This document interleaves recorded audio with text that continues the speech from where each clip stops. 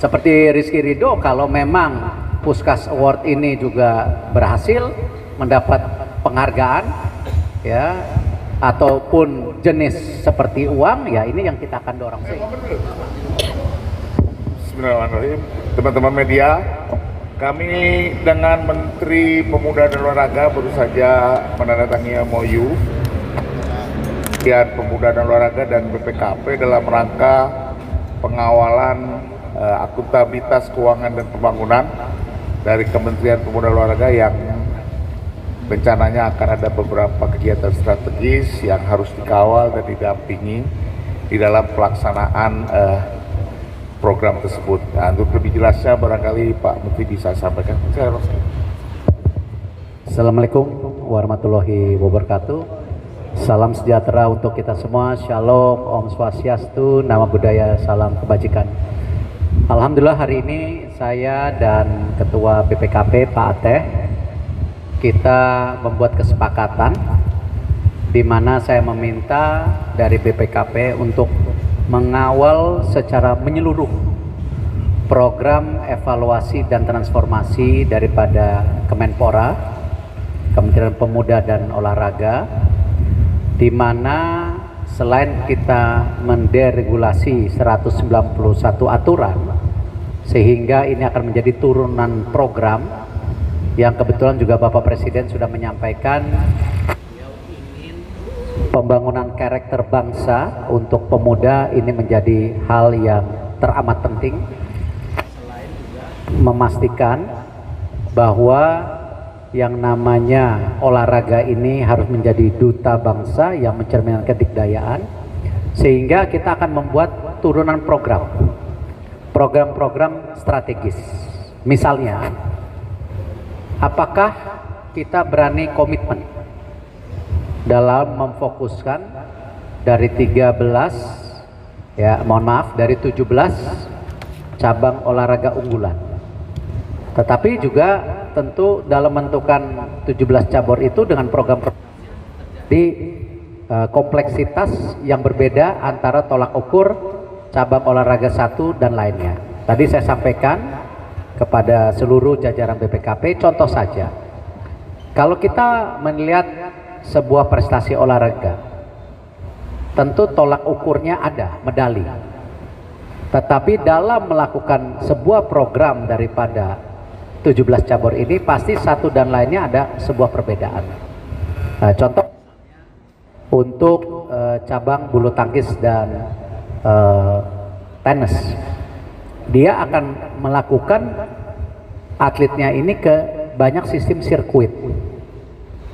Tetapi kalau mungkin olahraga renang, dia akan dikirim ke luar negeri pelatnas jangka panjang, ya, dan belum tentu pun antara bulu tangkis dan renang mendapatkan hasil yang sama dengan struktur pembiayaan yang berbeda. Nah, ini salah satu contoh.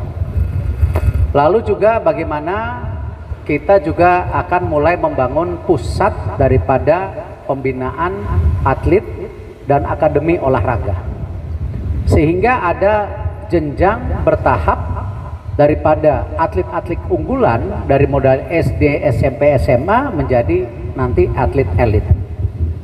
Nah, hal-hal ini tentu sebuah program-program yang tidak mudah, karena itu pengawalan sejak dini untuk bagaimana pola pikir kita bisa menjadi satu kesatuan.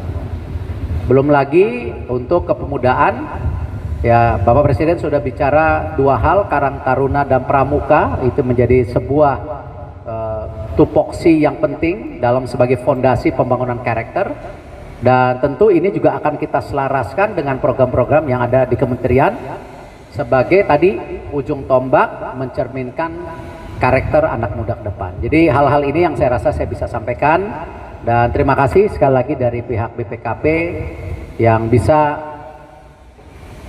mendampingi, mengawal, dan memastikan program-program ini bisa tepat sasaran. Terima kasih. Oh, kapan mulai Pak? Dari kemarin. Programnya itu. Pengawalan dulu lah. Kalau program ini udah berjalan sebenarnya sejak beliau mulai sudah menghubung kita, dan kita selalu bersama dan formalitasnya baru bisa dilakukan hari ini.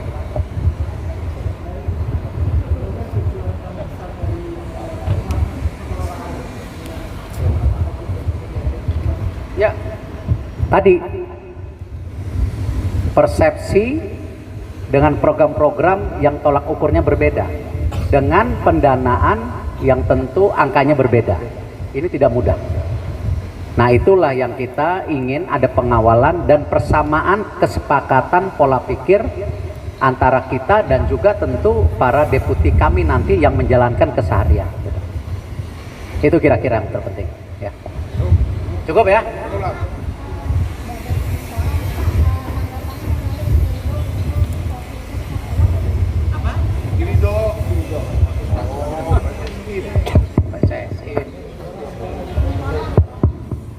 Ya, tentu saya sangat mengapresiasi semua gelar prestasi internasional.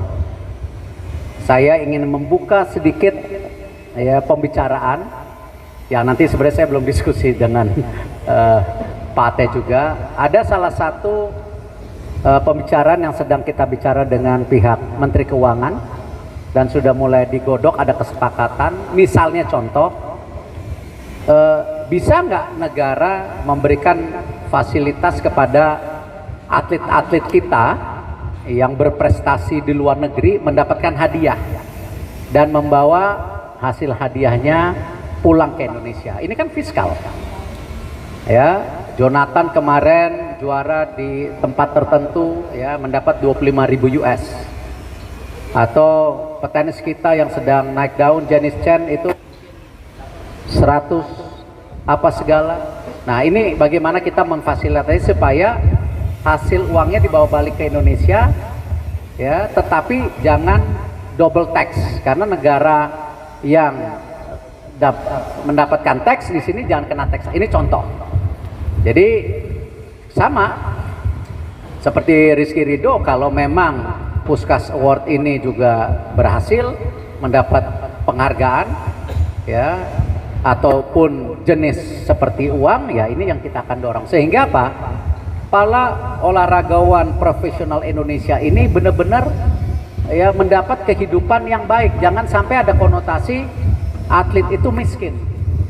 Akhirnya banyak orang tua tidak percaya lagi anak-anaknya menjadi atlet.